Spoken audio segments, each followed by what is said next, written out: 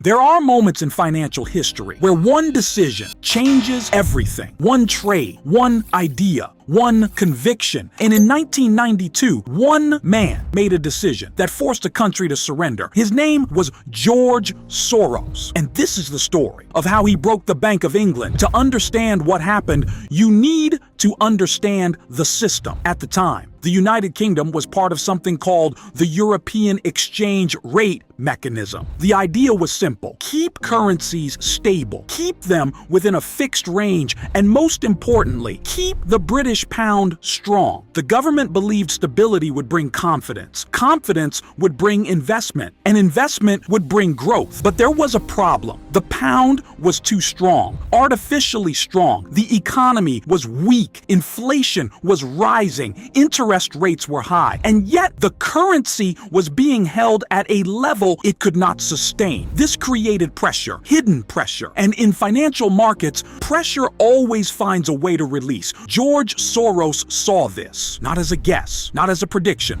but as a structural imbalance. Something that could not last, because markets are powerful, but reality is stronger. Soros believed one thing: the British pound would fall, not eventually, but soon. And when it did, it would fall hard. So he began building a position, a massive position. He started shorting the British pound, which means he was betting against it, selling it, expecting to buy it back later at a lower price. But this wasn't a small trade. This was one of the largest positions ever taken. Billions of dollars against a central bank, against a government, against a system. At the same time, the Bank of England was doing everything it could to defend the pound. They were buying pounds, raising interest rates, trying to maintain confidence, trying to prove strength.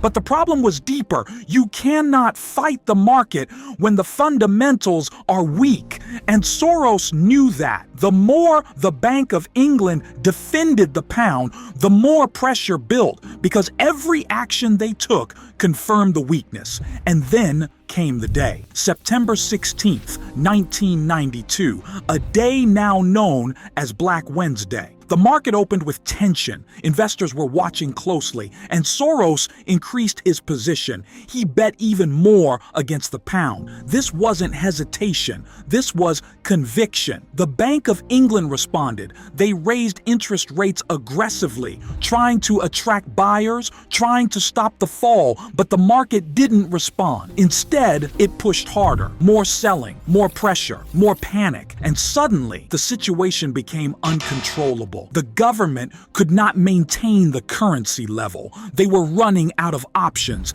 and eventually they did something they had tried to avoid. They gave up. The UK withdrew from the exchange rate mechanism. The pound collapsed. And in that moment, George Soros made over $1 billion in a single day, not by luck, not by chance, but by understanding something most people ignored. Reality always wins. This trade became legendary, not just because of the money, but because of what it represented: a single trader challenging a central bank and winning. But this story is not just about Soros. It's about understanding market, because what Soros saw still happens today. Markets are not controlled by force. They are controlled by fundamentals, by economic reality. And when something is artificially held, it creates opportunity. But here is the deeper lesson. Soros didn't just see the opportunity. He had the conviction to act. Most people saw the same situation, the same weakness, but they hesitated,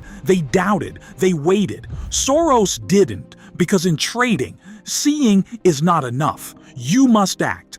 But acting requires confidence, and confidence requires understanding.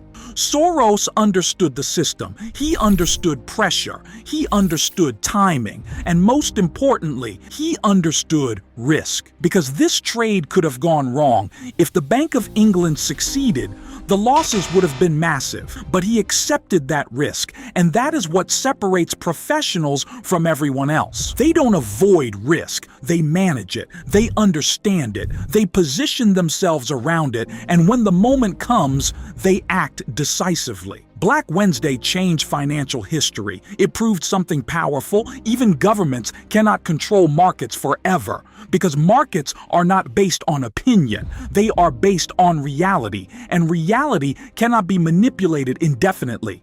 For traders, this story is not just history, it is a lesson, a reminder that opportunities exist when systems are weak. Conviction matters more than hesitation, and discipline determines whether you win or lose. Because in the end, the market rewards those who understand it deeply and act when it matters most. This is Capital Era,